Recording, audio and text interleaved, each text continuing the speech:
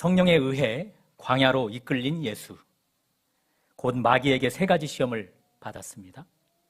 각 시험마다 예수가 하나님의 아들인 것을 의심케 하는 것, 그것이 마귀의 핵심 전략이었습니다. 첫 번째 시험은 굶주린 예수께 돌로 떡덩이를 만들어 먹으라 였습니다. 두 번째 시험은 내게 절하라 였습니다. 물론 우리 예수님 2가지 시험 다 멋지게 이기셨습니다. 다만 기록된 성경 말씀을 마귀에게 선언하는 것으로 이기셨습니다. 첫 번째 시험 가운데 선언하셨던 성경 말씀은 신명기 8장 3절입니다. 사람이 떡으로만 살 것이 아니요 여호와의 입에서 나오는 모든 말씀으로 사는 줄 내게 알게 하려 하심이니라. 이 5절로 첫 번째 시험을 이겼고, 두 번째 시험은 이 선언으로 이기셨습니다. 신명기 6장 13절, 기록된 바 주 너의 하나님께 경배하고 다만 그를 섬기라 하였느니라. 지금부터가 중요합니다. 마귀는 벌써 2차례나 깨졌습니다. 그는 시험마다 패했습니다. 이대로는 안 되겠다 싶었습니다. 예수 가만히 보니 성경쟁이구나. 성경말을 앞세우는 자구나. 좋다. 이에는 이, 눈에는 눈이다. 나도 성경을 사용하자. 그렇게 해서 마귀가 사용한 성경 구절이 시편 91편입니다. 여기서 하나 적용해 봅니다. 왜 마귀의 시험이 어려운가? 공격할 대상, 그들의 실력, 그들의 수준에 맞춤형으로 대응해 오기 때문에 어려운 것입니다. 이런 말 들어봤습니까? 뛰는 놈 위에 나는 놈. 범인을 쫓는 경찰은 구닥다리 차를 타는데 정작 범인은 최고급 스포츠카를 탑니다. 쫓을래야 쫓을 수가 없습니다. 형사들이 지닌 무기는 접이식 3단 봉이나 테이저건이 고작인데 범인들은 권총에 장총까지 사용합니다. 상대가 될 수가 없습니다. 점차 범인들의 수법은 지능화되어 가건만 경찰의 전략은 과거에 머문 수준이라면 범죄를 줄일 수가 없는 것이죠. 뛰는 놈 위에 나는 놈이 있다라는 뜻이 그런 뜻입니다. 마귀의 공격이 딱 그렇습니다. 우리의 수준 그 이상을 뛰어넘기에 그 공격이 쉽지 않은 것입니다. 보이스피싱범들을 과거엔 다 중국인들이 했었지요. 말투부터가 어눌하다 보니 그들 수법에 걸려드는 사례가 적었습니다. 그러나 지금은 어떻습니까? 더 지능화되었습니다. 사투리 쓰는 일 일절 없습니다. 서울말까지 구사하되 법조계의 전문 용어, 금융권의 전문 용어까지 쓰면서 접근해 옵니다. 대응할 방법이 없습니다. 심지어는 AI 시대에 걸맞게 자녀들 목소리를 변조해서 전화를 걸어옵니다. 아빠, 나 납치당했어. 빨리 돈을 좀 보내줘야 되겠어. 아빠, 나 사고 쳤어. 당장 합의금 내지 않으면 경찰에 고발한대. 마침 지난 주일에 군대 간 아들에게 전화가 왔습니다. 시간대로 봐서는 전화가 오면 안 되는 시간이었습니다. 액정에 뜬 아들 이름을 보고 덜컥 겁부터 났습니다. 사고인가? 아니면 보이스피싱인가? 의심과 함께 불안한 생각이 함께 들었습니다. 잠시 마른 침을 삼키고 가슴을 쓸어내는 뒤 전화를 받았습니다. 목소리는 분명 아들이 맞습니다. 그러나 전개 방식이 똑같습니다. 다쳤다, 병원에 갔다, 치료비가 부족하다, 계좌번호로 돈을 좀 보내라. 그들의 전형적인 수법과 하나도 다를 바가 없었습니다. 어떻게 생각하세요? 저 귀가 얇은데 속았을까요? 결국 돈 보냈습니다. 달라는 대로 다 보냈습니다. 하지만 안 속았습니다. 진짜 아들이었으니까요. 아들이 진짜 다쳤고 잠시 외출을 받아 진짜 병원에 갔고 진짜 치료를 받았습니다. 돈을 요청한 이유는 받는 봉급 족족 다 저축하기 때문에 돈이 없었던 것입니다. 저의 논리를 쫓아오고 계십니까? 저는 지금 마귀의 전략이 고단수라 말씀을 드리는 것입니다. 여러분과 제가 익히 알고 있을 법한 수법, 한물간 수법, 결코 마귀는 그것 재사용하는 일이 없습니다. 익히 방비를 잘하는 영역에는, 또 대처도 잘하는 영역에는 공격도 해오지 않습니다. 마귀는 늘 언제나 신출귀몰한 수법으로 꼼짝없이 당하고 마는 그런 전략만을 구사해 옵니다. 그러니 이기기가 쉽지 않습니다. 100이면 100 실패하게 되어 있습니다. 자, 그렇다면 어떻게 해야 하는가? 마귀의 수법은 계속해서 진흥화되어 가는데 우리는 어떻게 대비해야 하는가? 어떻게 함이 그들에게 본때를 보이되 뛰는 놈 위에 나는 놈이 있음을 증명할 수 있겠는가? 혹 우리 가운데 그 답을 예수님처럼 하면 되지, 그렇게 갖는 분 계실까요? 예수님처럼 마귀가 공격해 올 때 성경에서 꼭 필요한 말씀을 뽑아내 선언했던 것처럼 하면 되지, 그렇게 말입니다. 실제 성경을 보면 이런 말씀이 있습니다. 시편 119편의 말씀입니다. 청년이 무엇으로 그 행실을 깨끗하게 하리이까? 내가 주께 범죄치 아니하려 하여 주의 말씀을 내 마음에 두었나이다. 말씀을 마음에 잘 두면 마귀의 공격, 죄의 유혹 다 맞설 수 있다. 성경이 분명히 그렇게 제시해 줍니다. 또 한 구절을 보면 에베소서 6장입니다. 11절은 이렇게 시작합니다. 마귀의 간괴, 간사하고 흉악한 꾀를 능히 대적하기 위해 하나님의 전신갑주를 취하라. 전신갑주가 뭔데요? 다음 요절을 보니까 곧 하나님의 말씀을 갖는 것입니다. 하나님 말씀을 지니는 것, 하나님 말씀을 마음에 새기는 것, 언제 어디서든 어둠의 영이, 죄의 유혹이 올 때 툭툭 꺼내서 선언해서 물리칠 수 있게 하는 방법을 그걸로 사용하면 성공할 수 있겠다 말씀해 줍니다. 혹 우리 중에 성경만을 이렇게 해답으로 취하는 분들이 계실까요? 그렇다, 점차 진흥화되는 마귀의 시험을 이길 수 있으려면 성경을 외워야 한다. 성경을 읽고 쓰고 그렇게 해야 한다. 그래야 예수님처럼 언제 어디서든 어떤 공격이든 각각의 성경 말씀을 맞춤형으로 꺼내 이길 수 있다. 그런 분들이 계실까요? 그것 너무 잘하는 것입니다. 다만 죄송하게도 그것만으로는 안 됩니다. 그것과 함께 반드시 동반되어야 할 것이 있습니다. 저는 이 방법이 훨씬 더 쉬운 방법이라 말씀드립니다. 모든 시험을 이기신 예수를 붙잡는 것, 그분을 꽉 붙잡는 것입니다. 그것이 하나님 말씀을 내 마음에 두는 것보다 효과가 100배, 1000배입니다. 그것이 하나님 말씀을 가져 전신갑주로 무장한 것보다 효과가 1000배, 10,000배입니다.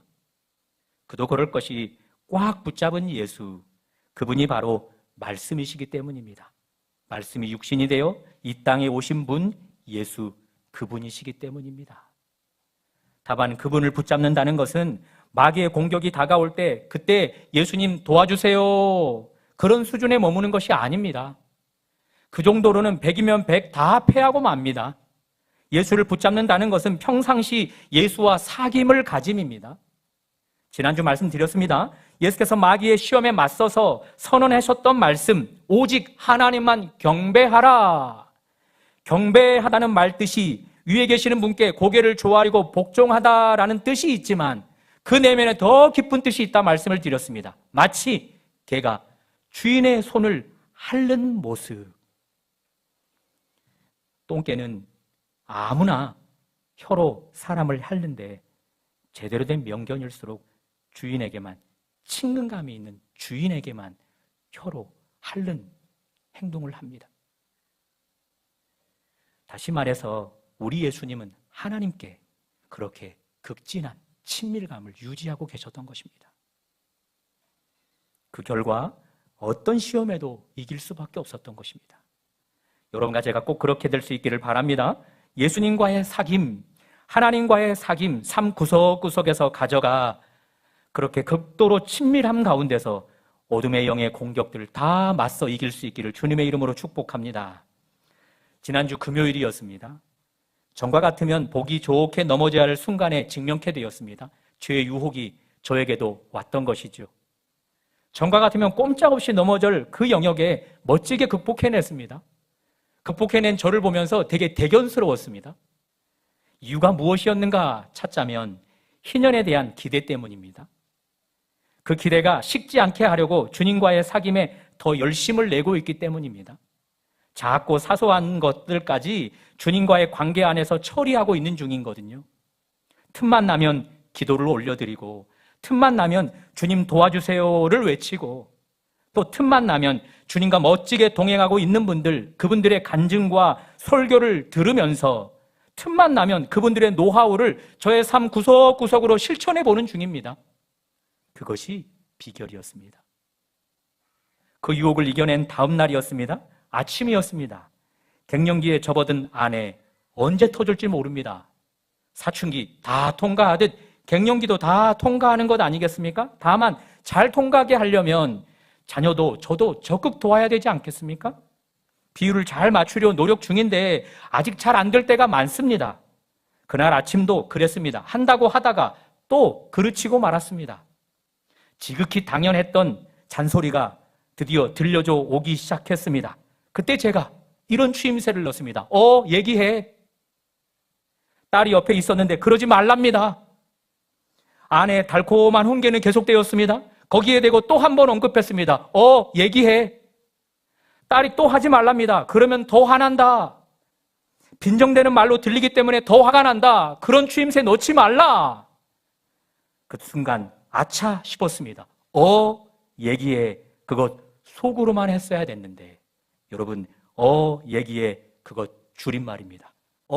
얘기해. 이거를 한 단어씩 운을 띄워주는 거죠. 시작. 어떻게 예수님처럼 기도로 해결할 수 있을까?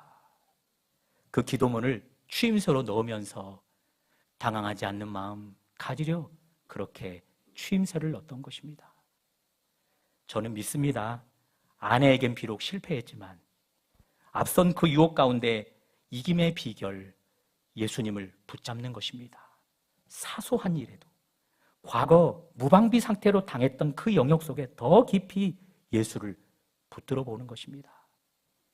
성경을 더 많이 외우고 성경을 더 많이 읽고 마귀의 공격마다 성경 구절을 뽑아내어 실력을 갖춤으로 이기기도 하겠지만 그 말씀이 사람의 몸을 입어 이 땅에 오신 예수, 그분과 사귐을 삶 깊은 곳까지 가져감, 그것이 더 승리의 비결임을 믿는 것입니다. 여러분들에게도 동일합니다.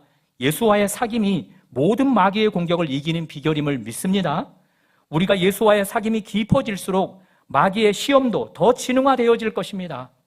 더 세지고 수법도 더 고단수가 되어질 것입니다. 그러나 문제 없습니다. 마귀라는 존재 대단해 보여도 기껏해야 하나님이 빚어낸 존재, 예수 그분 손에 빚어진 피조물 따위입니다.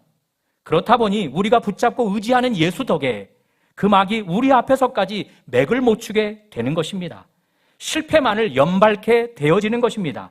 예수께 그러했듯 우리 앞에서도 그렇게 되는 것입니다. 여러분과 제가 꼭 그것을 비결로 취할 수 있기를 축복합니다. 해서 저는 오늘 설교 제목을 Sometimes face가 아니라 종종 때때로 믿음을 발휘함이 아니라 always 삶의 작은 그 자리까지도 그렇게 믿음으로 살아가기를 바라는 것입니다. 자, 마귀가 전략을 바꿨습니다. 예수께서 말씀으로 그의 공격마다 척척 막아서자 이제 그도 수법을 바꿔서 말씀을 사용하기 시작했습니다. 그가 꺼내든 말씀은 시편 91편이었습니다. 기록되었으되 하나님이 너를 위하여 그 사자들을 명하사 너를 지키게 하시리라 하였고, 이 5조를 사용해서 마귀는 예수를 공격했습니다. 성경대로 해보라. 성경에 보니 하나님이 사자를 보내 너를 지키신다 하지 않느냐. 그러니 뛰어내려 보라. 높은 이 성전에서 뛰어내려 보라. 내 앞에서 뛰어내려 보라. 그렇게 해서 하나님이 너를 지키시는지 내 눈으로 확인하게 해달라. 그런 유혹이었습니다. 마귀의 이 공격, 여러분은 핵심을 간파했습니까? 그가 지금 사용하고 있는 말씀은 심각하게 왜곡된 말씀입니다. 다시 말해서 시편 91편의 전체 맥락 속에서 그 요절 하나만 딱 떼와서 예수께 적용시키고 있는 것입니다. 해봐. 이 요절처럼 하나님이 널 보호할 거야. 그런 식인 것입니다. 이것을 확대해 적용해 볼까요? 교회 다니는 것 너무 귀한 일입니다. 맞습니까? 교회 다니는 건 너무 귀한 일입니다. 맞습니까? 그러나 그것이 예수를 알아가고 예수를 믿게 되고 예수를 따르게 되는 그 전체 맥락 속에서만 귀한 일입니다. 전체 맥락은 빼고 교회 다니는 것만 중요하게 여긴다. 아무짝에도 쓸모없는 교회 생활이 되는 것입니다. 그 전체 맥락에서 교회 다님, 그것만 톡 떼내와서는 교회만 다녀봐, 그러면 다 잘 돼 한다면 마귀가 하는 시험과 똑같은 것입니다. 혹 이 자리에도 그런 관점으로 교회만 다니는 분들이 계실까요? 교회만 다니면 잘 된대, 그것만 붙들고 말입니다. 누군가가 그런 맥락에서 교회를 다니게 되었다 해봅시다. 한 주, 두 주, 한 달, 1년을 다녔다 해봅시다. 그런데 잘 되기는커녕, 복 받기는커녕 있는 복도 사라질 판입니다. 그러면 여지 없습니다. 교회 열심히 다닌 것 때문에 심각한 문제가 발생해서 교회를 떠나게 됩니다. 아예 교회로 못 돌아오는 안타까운 일이 발생합니다. 또 이렇게도 적용할 수 있을 것 같습니다. 예수 믿으면 잘 돼. 이 말 진리입니까? 거짓입니까? 진리입니까? 거짓입니까? 이제 헷갈리시죠? 진리 맞습니다. 직면한 문제마다 뭐든 예수 믿으면 해결돼. 그 말 진리 맞습니다. 그러나 전체 맥락 속에서만 진리인 것입니다. 예수를 잘 믿게 되고 그 결과 예수 믿기 전에 얼마나 스스로가 큰 죄인이었는지 알게 되고 동시에 죄에서 구원받은 그 일이 너무 감사해서 과거 죄된 삶은 완전히 끊어내고 예수께서 원하는 삶만을 살아간다? 그런 사람은 다 잘되게 되어 있습니다. 앞에서 말씀드린 대로 경배하다라는 말씀처럼 주인의 손만 핥아대는 개처럼 주님과의 극진한 친밀도가 커진다면 그때부터는 정말 잘되게 되어 있습니다. 따라해 볼래요? 내 영혼이 잘됨 같이 범사가 잘되고 강건하게 되기를 축복하노라. 영혼이 잘되고 범사가 잘되고 육체마저 강건케 되어지는 3단 축복이 예수를 잘 믿게 되어지면 전체 맥락 속에서 믿게 되어지면 따르게 되어집니다. 그런데 혹 그 전체 맥락에서가 아닌 오직 예수만 믿으면 잘 돼. 그것만 똑 떼어내서 취한다면 그것만큼 곤두박질 치게 됨 없는 것입니다. 마귀가 예수께 시험했던 방법이 딱 그것입니다. 마귀가 예수께 선언한 시편 91편 10절은 전체 맥락에서 풀어보면 이러합니다. 어쩔 수 없는 위기를 만났는가? 하나님을 따르다가 위기의 순간에 봉착하게 되었는가? 그때 하나님을 의지하라. 그러면 하나님이 천사를 보내서 그 환경과 상황 가운데 보호하고 지키신다입니다. 따르는 길에, 순종하는 길에 어쩔 수 없이 만나는 환경 속에서의 기도, 그럴 때는 하나님이 천사를 보내 도우신다. 그런 맥락에서의 시편 91편의 요절인 것입니다. 그런데 사탄은 그 요절 하나만 딱 떼내와서는 예수께 적용시켰습니다. 지금 높은 성전이야. 뛰어내려봐. 뛰어내려봐. 그러면 시편 19편, 91편 10절이 성취될 거야. 그런 식인 것입니다. 가만히 생각해 보십시오. 지금 마귀가 예수를 높은 성전으로 이끌었습니다. 그 높은 성전, 예수께서도 지금 머물러 계시는데 그것 하나님 따라가다가 올라간 길입니까? 마귀 쫓아 따라간 길입니까? 그 높은 성전, 하나님께 순종하는 걸음이겠지만 마귀가 이끌려 올라가는 걸음입니다. 자, 그렇다면 이제 거기서 마귀의 말을 따라 높은 성전에서 뛰어내리면 위험한 상황에 직면하게 되어집니다. 그 위험한 상황, 하나님께 순종해서 직면하게 되는 겁니까? 마귀 말 따라 하다가 직면하게 되는 것입니까? 후자입니다. 그런 영역에는 하나님이 도우시지 않는 것입니다. 예수님은 그것을 간파하셨습니다. 해서 그 마귀의 세 번째 요청도 거절하셨습니다. 이런 시험에 여러분과 제가 걸려들지 않으려면 교회를 다닐 때 전체 맥락 속에서 다녀야 합니다. 예수를 믿더라도 전체 맥락 속에서 믿어야 합니다. 성경은 베레아 사람들을 도드라지는 특징 하나를 크게 칭찬해 줍니다. 그 교인들은 모든 상황에, 모든 환경에 성경이 정말 그러한가 성경을 매일처럼 상고했다 말해줍니다. 어떤 환경이 펼쳐지든지 성경을 대입해서 정말 그러한가 대입해 보면서 성경에 따라 움직임을 칭찬해 주었습니다.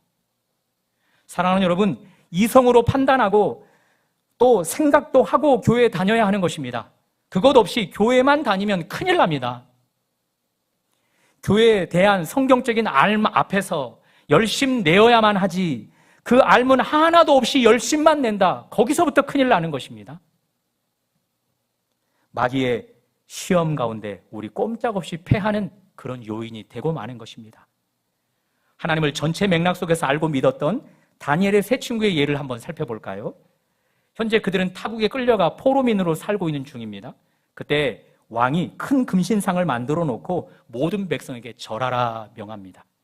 그 금신상을 섬기라 명했던 것이죠. 그렇지 않으면 뜨거운 풀무불에 던져 넣겠다 엄포를 놓은 상황입니다. 그때 세 친구는 절하지 않았습니다. 곧 그들은 붙들렸습니다. 왕 앞에 끌려갔습니다. 왕은 다시 기회를 줬습니다. 절하라. 마음을 바꾸어 먹으라. 그렇지 않으면 진짜 던져 넣겠다 했습니다. 그러나 세 친구는 하나님을 신뢰하며 이런 말로 맞섰습니다. 내가 믿는 하나님을 붙잡으면 풀무불에서도 하나님이 건지실 것이라. 그러나 그리 아니하실지라도 왕이 세운 금신상에게는 절하지 않겠나이다. 하나님은 반드시 그들을 도와줘야만 하나님입니까? 단편적으로 보면 성경의 단면만을 보면 그 상황에서 반드시 도와줘야만 하는 분이 하나님인 것처럼 느껴집니다. 거기서 건져내주지 않는 분은 하나님이 아닌 것처럼 느껴집니다. 그러나 성경 전체를 보면 그들이 하는 고백이 맞습니다. 거기서 우리를 건져내지 않을지라도 내가 섬겨야 될 분은 오직 하나님이시지 금신상이 아니다. 멋진 고백 올려드린 거죠. 화가 난 왕은 불을 몇 배로 더 뜨겁게 해서 그들을 던져 넣습니다. 세 사람을 던졌는데 불 속에 네 사람이 보입니다. 바로 하나님의 사자가 그들을 건져내는 중이셨습니다. 불에 타기는커녕 머리카락 하나 그을리지 않도록 그들을 건지셨습니다. 하나님을 단편으로만 믿는 자들이 아니라 전체 맥락 속에서 성경이 말하는 하나님을 오롯이 믿는 그들을 하나님은 적극 도우셨던 것입니다. 마귀는 여러분과 저를 부추깁니다. 조건부 신앙생활을 하라. 하나님 이 문제만 해결해 주시면 믿을게요. 하나님 이 일만 잘 되면 내가 믿을게요. 그러면 헌금도 잘하고 더 멋진 신앙을 해볼게요. 다 하나같이 조건부 신앙인 것입니다. 마귀는 계속해서 우리를 그렇게 부추깁니다. 단면만을 가지고 신앙생활하도록 우리를 부추겨 갑니다. 안타깝게도 그런 자세는 sometimes faith인 것입니다. always faith와는 전혀 다른 신앙인 것입니다. 그것이 바로 새 친구가 못되게 하는 방법인 것입니다. 결국엔 하나님을 등지는 신앙인, 그리고 하나님 믿는 자들을 손가락질, 교회를 지탄하는 자로 살아가게 하는, 그렇게 곤두박질 치는 신앙인 되게 하는 것입니다. 사랑하는 여러분, 하나님이 나를 도우셔야만 진짜 하나님이 아닌 것입니다. 우리 하나님, 우리를 돕지 않는 상황일지라도 언제나 우리 하나님이셔야 합니다.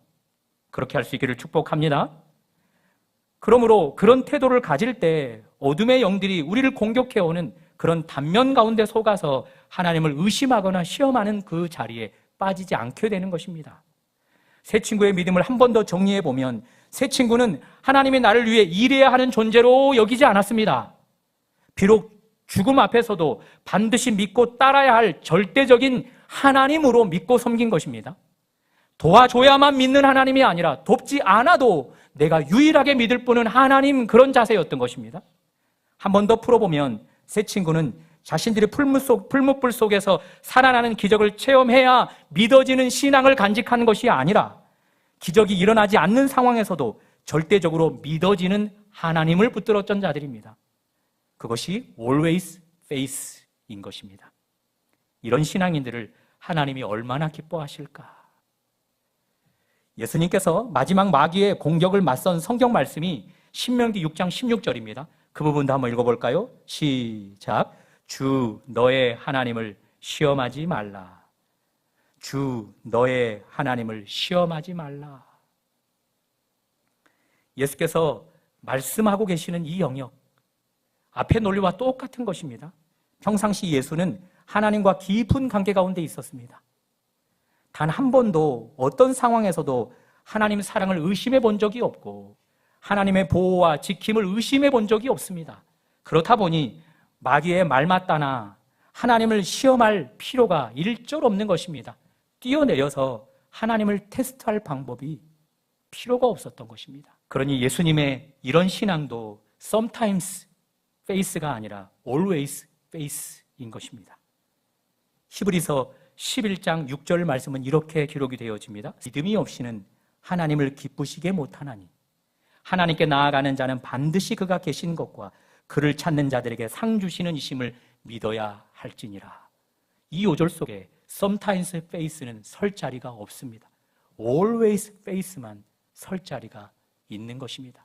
그것으로 하나님을 기쁘게 할 때 상받음이 있고 문제마다 해결되어짐도 뒤따르는 것입니다. 한 분이 큰 교회 목사님을 찾아왔습니다. 바삐 예배 현장으로 가던 목사님을 막아서면서 기도를 좀 권했습니다. 물론 타교의 권사님이셨습니다. 알고 봤더니 암에 걸리신 상황입니다. 큰 병에 걸려본 경험이 처음이신 분, 얼마나 마음이 낙담됐겠습니까? 문제는 병에 걸리다 보니 하나님이 너무 원망스러움이 문제입니다. 내가 평생 교회를 다니고 봉사하고 이 모든 것이 다 헛된 일이 되어버렸구나. 그런 마음을 온 마음속에 갖게 된 것입니다. 너무 큰 회의감에 빠져 죽을 것 같았답니다. 왜 하나님이 나를 이렇게 대우하시는가? 왜 바라는 대로 원하는 대로 나에게 대우해 주시지 않는가? 그런 원망 불평함이 온 마음을 사로잡아서 죽을 것 같았답니다. 목사님이 기도하기 전 이렇게 말씀하셨답니다. 하나님께 믿음이 있었다는 것 부인하지 않겠습니다, 권사님. 권사님이 지금까지 신앙생활한 것 믿음이 있었기 때문에 신앙생활한 것입니다. 그러나 문제 앞에 산상조각 나는 믿음이 정말 믿음입니까? 하나님이 요청하는 믿음, 그렇게 문제 앞에 산산조각 나는 믿음 맞습니까? 그런 믿음이 sometimes face일 것이고 그것을 반대로 행하는 믿음이 always face 아니겠습니까? 그 문제마저도 하나님께서 허락하셨다면 이유가 있겠거니 하면서 그 문제 속에서 하나님을 찾는 것이 always face일 것입니다. 지금부터는 이 문제마저도 감사로 받겠습니다. 그렇게 기도로 아뢰십시오. 그런 자세로 매달리고 기도하십시오. 그런 믿음으로 하나님을 찾으십시오. 그것이 하나님을 기쁘게 하는 믿음입니다. 그렇게 말하고 손을 붙들고 기도해 줬답니다. 우리 하나님이 옛 손조들에게 일찍이 하셨던 말씀입니다. 언제 광야 시험이 끝나는가? 불평 원망이 가득한 자들에게 해주셨던 말씀. 마귀의 시험 가운데 언제 이것이 끝나는가? 불평 원망이 가득한 자들에게 주어지는 말씀. 따라해 보실래요? 하나님이 기뻐하시면, 민수기 14장 8절입니다. 여호와께서 우리를 기뻐하시면 우리를 그 땅으로 인도하여 들이시고 그 땅을 우리에게 주시리라. 이는 과연 족과 꿀이 흐르는 땅이니라. 여호와께서 우리를 기뻐하시면, 그것이 조건입니다. 오직 조건은 하나, 여호와께서 우리를 기뻐하시면 광야의 걸음 끝난답니다. 걸음이 많이 남고 적게 남고 그것에 달려있지 않고 광야에서 끝이 나고 바로 약속의 땅 가나안으로 들어가는 지점이 여호와께서 우리를 기뻐하시면이랍니다. 그분의 기쁨이 되는 것, 거기가 광야를 끝내는 시점입니다. 그분의 기쁨이 되는 것, 거기가 마귀의 시험도 끝내고 마귀의 시험마저 초연하며 승리하는 지점인 것입니다. 예수님이야말로 이 부분에 본이 되어주신 분이십니다. 예수께서는 마귀의 시험마다 하나님을 전적으로 믿고 신뢰했습니다. 그리고 통과했습니다. 하나님을 크게도 기뻐하게 했습니다. 그 결과입니다. 오늘 본문 마지막 절입니다. 마귀가 모든 시험을 다 한 후에 얼마 동안 떠나니라. 믿음이 없이는 하나님을 기쁘시게 할 수 없답니다. 그리고 하나님을 기쁘시게 하지 않고는 마귀의 시험과 공격에서도 결코 졸업을 할 수가 없답니다. 이미 우리에 앞서 마귀의 온갖 공격 가운데서도 오직 하나님을 기쁘게 했던 예수, 그분을 여러분과 제가 닮아갈 수 있기를 축복합니다. 그 결과 지금 받는 죄의 유혹, 지금 받는 마귀의 공격, 지금 당하는 여러 어려움들, 그곳에서 속히 자유케 되어지기를 주님의 이름으로 축복합니다.